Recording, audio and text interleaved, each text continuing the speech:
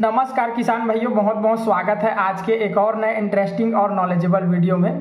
किसान भाइयों, आज के इस वीडियो में मैं थोड़ा सा बॉटनी पढ़ाने की कोशिश करूंगा आप लोगों को। बॉटनी कहने का मतलब वनस्पतिक विज्ञान। इस वीडियो में हम चर्चा करेंगे वनस्पतिक विज्ञान से जुड़ी कुछ बहुत ही इम्पोर्टेंट चीज़। इस इम्पोर्टेंट चीज़ को किसान भाइयों को जानना बहुत ही ज़्यादा ज़रूरी है और इस वीडियो को अभी बनाना मुझे सही लगा, उचित लगा, इसलिए दोस्तों मैं इस वीडियो को अभी बनाना चालू कर रहा हूं। किसान भाइयों देखिए, अभी सभी किसान भाइयों के खेत में ज़्यादातर जो फसल है वो धान की फसल लगी है।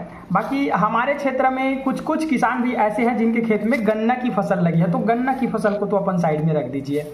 बाकी दोस्तों जिन जिन किसान भाइयों के खेत में अभी धान की फसल लगी है उनको ये वीडियो को पूरा लास्ट तक देखना है। वीडियो के लास्ट में दोस्तों आप लोगों को पूरा डिसाइड हो जाएगा कि धान कटाई के बाद हमको कौन सा फसल लगाना चाहिए अपने खेत में और वो फसल क्यों लगाना चाहिए, क्यों जरूरी है, इस बात को दोस्तों मैं इस वीडियो में बताने वाला हूं। आप लोग देखिएगा वीडियो, अगर वीडियो पसंद आएगा तो लाइक जरूर कीजिएगा।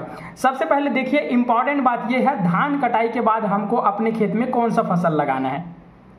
तो सबसे पहले मैं बात करूं मेरे इलाका में, मेरे गांव में तो कुछ बहुत से किसान भाई ऐसे हैं, लगभग 80% किसान भाई ऐसे हैं जो धान कटाई के बाद पानी की पर्याप्त सिंचाई है तो सब्जी की खेती लगाते हैं। बाकी ज़्यादातर किसान भाई मेरे गांव के आसपास के किसान भाई या फिर अपने भारत के ज़्यादातर जो किसान भाई है वो धान कटाई के बाद कौन सी फसल लगाते हैं, तो चना और गेहूं। दोस्तों इन दो फसल ऐसी है जो कि धान कटाई के बाद लगाया जाता है, बोया जाता है। तो बात करेंगे किस मिट्टी में चना बोना चाहिए, किस मिट्टी में गेहूं बोना चाहिए और कौन से किसान भाइयों को चना बोना चाहिए, कौन से किसान भाइयों को गेहूं बोना चाहिए। इन सारी बातों को दोस्तों वीडियो में आप लोगों को जानने को मिलेगा। सबसे पहले दोस्तों हम लोग देखें कि अगर किसान भाई लोग धान कटाई कर चुके हैं तो अब खेत में कौन सा फसल डालें। किसान भाइयों आप लोगों को थोड़ा सा ध्यान देने वाली बात यह है, अगर आपके पास पर्याप्त मात्रा में सिंचाई का साधन है और आपका मिट्टी काली मिट्टी है, कड़ा मिट्टी है, तो आप उस मिट्टी में दोस्तों गेहूं की फसल लगाइए, गेहूं की फसल बोइए। दूसरी बात, जिन किसान भाइयों के पास में पानी की सिंचाई की पर्याप्त साधन है, कम पानी की सिंचाई की साधन है, तो ऐसे किसान भाई और कम पानी सिंचाई के साथ साथ उनके पास जो खेत है वो रेतीली मिट्टी वाली है, तो दोस्तों दोमट मिट्टी वाली है, तो ऐसे किसान भाइयों को ज़्यादातर जो फसल बोना चाहिए वो चना की फसल बोना चाहिए। ताकि दोस्तों अभी मैं बताऊंगा चना और गेहूं के बारे में, पूरी ज़्यादा इंपॉर्टेंट वीडियो इस वीडियो में आप लोगों को जानने को मिलेगा दोस्तों। तो चना क्या चीज़ करती है, गेहूं क्या चीज़ करती है, थोड़ा सा समझते हैं। देखिए अभी खेत में धान की फसल लगी है, तो धान क्या है, धान दोस्तों एक बीजपत्री है जिसको इंग्लिश में मोनोकॉटिलेडन बोलते हैं, या इसकी कहा जाए तो दोस्तों मोनोकॉटिलेडनी भी बोलते हैं वनस्पतिक विज्ञान की भाषा में, बॉटनी की भाषा में दोस्तों। तो अभी लगा है वो एक बीजपत्री है और दोस्तों हम गेहूं लगाएंगे तो फिर से उसी खेत में एक बीजपत्री का सर्कल चलने लगेगा, चक्र चलने लगेगा, जो दोस्तों कहीं ना कहीं हमारी पर्यावरण को और कहीं ना कहीं दोस्तों हमारी मिट्टी को उतना जो है एक्टिव नहीं बना पाता, उतना जो है एक्टिव नहीं कर पाता जितना दोस्तों हम लोग चना बोते हैं तो एक्टिव रहता है। दोस्तों अपने खेत में, मेरी कहने का यही मतलब है कि अपने खेत में फसल चक्र बार बार उपयोग होना चाहिए। एक ही प्रकार के फसल को बार बार लगाने से बार बार, जैसे कि अभी धान का फसल है वो एक बीजपत्री है, फिर गेहूं बोएंगे तो वो भी एक बीजपत्री में आ जाता है, तो दोनों का जो बनावट है, दोनों की जो संरचना है वो दोस्तों एक प्रकार से ही खाद उठाते हैं खेत से। जैसे कि धान जितना ज्यादा मात्रा में पोषक तत्व जमीन से उठाता है उतना ही ज्यादा मात्रा में पोषक तत्व जो है गेहूं भी उठाता है। तो दोस्तों इसमें हमारी जो मिट्टी है वो थोड़ी सी थकावट महसूस करेगी और उसको जल्दी जल्दी जो है ज्यादा मात्रा में खाद है, जैसे कि नाइट्रोजन है, फास्फोरस है और अपना मैग्नीशियम है, कैल्शियम है, जितने भी प्रकार के पोषक तत्व जो मिट्टी में अवेलेबल है, मिट्टी में मौजूद है, वो दोस्तों जल्दी जल्दी उठने लगेंगे और अपनी मिट्टी की जो उर्वरता, जो क्षमता है वो दोस्तों धीरे धीरे कम होने लगती है। तो सभी किसान भाइयों को ध्यान में ये बात रखना है कि अगर आप लोग धान लगा चुके हैं, खेत में धान लगे हैं, तो उस खेत में दोस्तों आप लोगों को नेक्स्ट बार, जैसे कि अभी धान कटाई के बाद आप लोग चना डाल सकते हैं। बाकी दोस्तों अगर बढ़िया तरीके से पानी की सिंचाई है, ज्यादा मात्रा में पानी की सिंचाई है और आपको ऐसा लगता है कि मेरा खेत जो है वो पर्याप्त मात्रा में अभी पोषक तत्व मौजूद है और मुझे गेहूं डालना चाहिए क्योंकि मेरा मिट्टी जो है कड़ा है और मेरे मिट्टी के लिए लिए यह अनुकूल है। इस वजह से अगर आप ऐसे सोच रहे हैं तो आप लोग गेहूं आराम से डाल सकते हैं। बाकी दोस्तों फसल चक्र को अपनाना बहुत ही ज्यादा जरूरी है, बहुत ही ज्यादा इंपॉर्टेंट है हमारे इन्वायरमेंट के लिए, हमारे पर्यावरण के लिए और आपके खेत की मिट्टी के उर्वरता को बनाए रखने के लिए फसल चक्र बहुत ही ज्यादा जरूरी है। तो अगर आपने धान लगा चुके हैं तो धान कटाई के बाद चना लगाइए, ये मेरा पहला सुझाव रहेगा, पहला सजेशन रहेगा। क्यों चना क्यों लगाना है? क्योंकि देखिए दोस्तों, चना क्या होता है, चना जो है द्विबीजपत्री होता है, जिसको डाइकोटिलेडन बोलते हैं इंग्लिश में, विज्ञान की भाषा में, और दोस्तों वनस्पतिक विज्ञान की भाषा में डाइकोटिलेडन बोलते हैं इंग्लिश में। तो दोस्तों चना में द्विबीजपत्री होता है और साथ साथ दोस्तों चना की जड़ों में एक गांठ पाई जाती है। आप लोग दोस्तों चना की जड़ को उखाड़ करके देखना, निकाल करके देखना, उसमें छोटी छोटी गांठें पाई जाती है। वो गांठें क्या चीज है? वो गांठें दोस्तों राइजोबियम लेग्यूमिनेसिस नामक एक नाइट्रोजन जीवाणु होता है, जो कि दोस्तों अपने खेत में एक कहा जाए तो ऑर्गेनिक नाइट्रोजन को पूर्ति करता है, अपने खेत में ऑर्गेनिक नाइट्रोजन की पूर्ति करता है। और दोस्तों आपको यूरिया डालने की जरूरत नहीं होती है।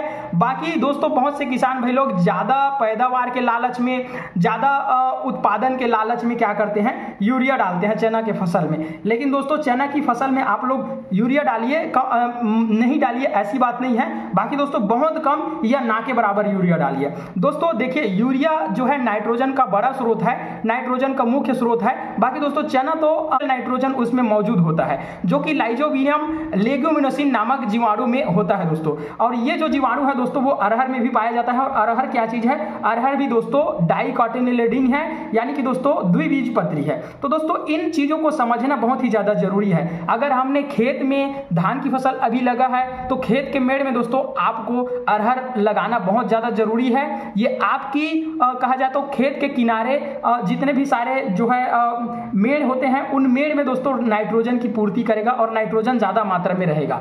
इसलिए दोस्तों खेत में अरहर, मेड़ में अरहर लगाना बहुत ज्यादा जरूरी है, ताकि दोस्तों अपना खेत जो है वो ज्यादातर नाइट्रोजन, जो कि अपना ऑर्गेनिक नाइट्रोजन है, उसकी पूर्ति करता रहे। और दोस्तों आप लोग अगर देखेंगे समझेंगे तो ये चीज अप्लाई करेंगे। जैसे कि दोस्तों आपने पिछले बार जो है चना की फसल लगाई होगी, तो ऐसे खेत में धान का फसल जबरदस्त हुआ होगा। और ऐसे खेत को देखिए जिस खेत में आपने पिछले बार गेहूं बोया हुआ है और उसमें अभी जो धान का फसल लगा हुआ होगा, उसमें थोड़ा सा धान की पैदावारी या फिर धान की ग्रोथ में कहीं ना कहीं थोड़ा सा कमी देखने को मिलेगा आपको। बाकी दोस्तों अगर हम लोग चना बोते हैं तो होता क्या है, हमारे खेत में ऑर्गेनिक नाइट्रोजन की पूर्ति पर्याप्त मात्रा में हो जाती है। और दोस्तों हमारा खेत बढ़िया तरीका से, कहते हैं ना कि ज्यादा जो है पोषक तत्व वो चना की फसल को नहीं लेता। बाकी दोस्तों हम लोग क्या करते हैं, जितने भी किसान भाई लोग हैं, हम लोग क्या करते हैं कि चना की फसल हम बोते हैं तो क्या होता है, चना की फसल बोने के साथ साथ बहुत सारे खरपतवार उग जाते हैं और इन्हीं खरपतवार के चलते हम लोग परेशान हो जाते हैं। और सोच में हमारा यही रहता है कि चना का कोई प्रोडक्शन बहुत ही नहीं होता, चना बोने से कोई घाटा, अपने को घाटा ही देखने को मिलता है, कोई फायदा या कोई भी मुनाफा नहीं होता है। ऐसे करके किसान भाई लोग चना को इग्नोर कर रहे हैं। ये दोस्तों बहुत बड़ी हमारी पर्यावरण के लिए, हमारी पारिस्थितिक तंत्र के लिए बहुत ही ज्यादा नुकसान हो सकता है अगर हम लोग फसल चक्र को डैमेज कर दें। ये दोस्तों सभी किसान भाइयों को समझना चाहिए, फसल चक्र को कभी नहीं डैमेज करें।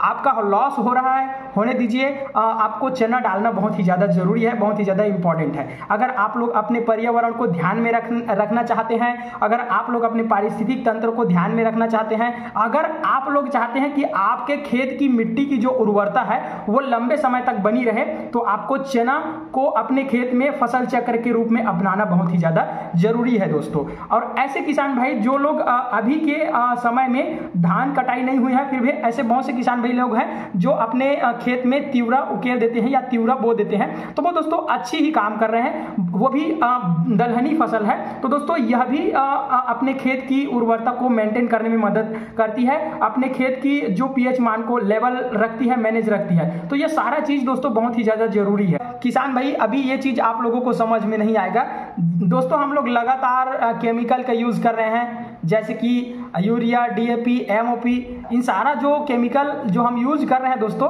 इसका प्रभाव धीरे धीरे देखने को मिलेगा। आप लोग यकीन मानिए दोस्तों, पहले जमाने में जब किसान भाई खेत की जुताई हल से करते थे तो वो दोस्तों पैर से चलते चलते ढेला जो है, खेत का जो ढेला बोलते हैं जिसको, वो दोस्तों फूट जाता है और पूरी तरीके से भुरभुरा हो जाता था। बाकी दोस्तों अगर अभी आप लोग धान कटाई के बाद हल से नांगर से जोत के दिखाइए दोस्तों, आप लोग 1 से 2 बार घूमने के बाद आप लोग थक जाएंगे। और दोस्तों मिट्टी जो है इतना कड़ा हो चुका है अपने खेत का कि आप लोग पूछो ही मत दोस्तों। अब ये सिर्फ और सिर्फ केमिकल खाद का उपयोग से ही हो रहा है दोस्तों।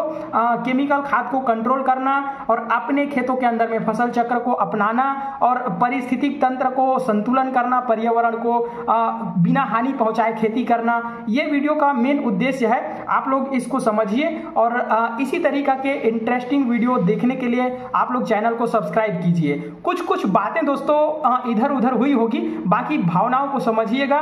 किसान भाइयों आप लोगों से यही रिक्वेस्ट है, हम सभी किसान भाई लोग एकजुट मिल करके अगर काम करेंगे तो हम केमिकल खेती को रोक करके अच्छा ऑर्गेनिक चीजें जो है हम समाज को प्रोवाइड करा सकते हैं दोस्तों। और ऐसे में हम लोग अगर चीजों को अप्लाई करेंगे तो धीरे धीरे करके केमिकल रहित खेती हो जाएगी और धीरे धीरे करके दोस्तों सारा किसान भाई लोग हैं वो हेल्दी रहेंगे, स्वस्थ रहेंगे। साथ साथ आपका समाज, हमारा समाज जो है आने वाली पीढ़ी वो भी हेल्दी रहेंगी और खेत की उर्वरता शक्ति जो है लंबी समय तक बने रहेगी।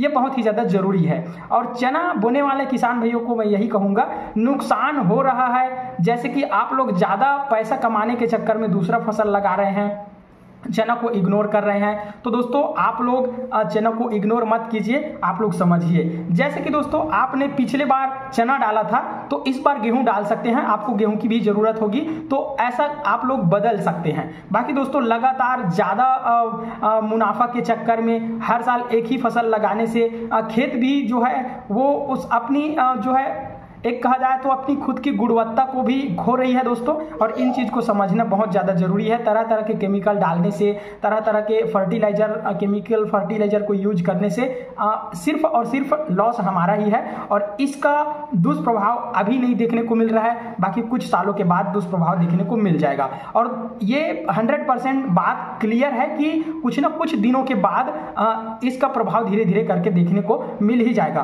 और कोई किसान भाई जो है वो अनुभव कर ही रहे होंगे, ये जो बात मैं बोल रहा हूं वो कहीं ना कहीं आप लोग अनुभव कर रहे होंगे कि लगातार केमिकल का यूज करने से क्या कुछ हो रहा है खेतों के अंदर में। बीमारियां पहले कम लगती थी, बाकी बीमारियां अब ज्यादा लगने लग गई है। जैसे कि आप लोग अभी देखेंगे नया नया बीमारी लॉन्च हुआ है, वो सब चीज दोस्तों केमिकल के माध्यम से ही लॉन्च होता है। जब हम कोई केमिकल यूज करते हैं तो दोस्तों वो एक ऐसा क्लाइमेट तैयार कर देता है और उस बीमारी को पनपने के लिए, उस चीज को पनपने के लिए ऐसा जो है क्लाइमेट बना देता है वातावरण में कि वो बीमारी ऑटोमेटिक होना शुरू हो जाता है। अभी आप लोग देखेंगे दोस्तों धान में पेनिकल माइट देखने को मिला है बहुत ज्यादा। अभी 2 साल पहले हमारे इधर पेनिकल माइट का कोई भी शिकायत नहीं था, सिर्फ और सिर्फ तना छेदक का शिकायत था। और बाकी इस बार दोस्तों धान की फसल में बहुत ही ज्यादा पेनिकल माइट का अटैक हो चुका है। बाकी अगर आप लोग पेनिकल माइट को कंट्रोल करने के लिए वीडियो ढूंढ रहे हैं तो मेरे चैनल पे जाइए, फार्मर मिथिलेश मेरा चैनल का नाम है। वहां पे यूट्यूब पे जाके आप लोग सर्च करेंगे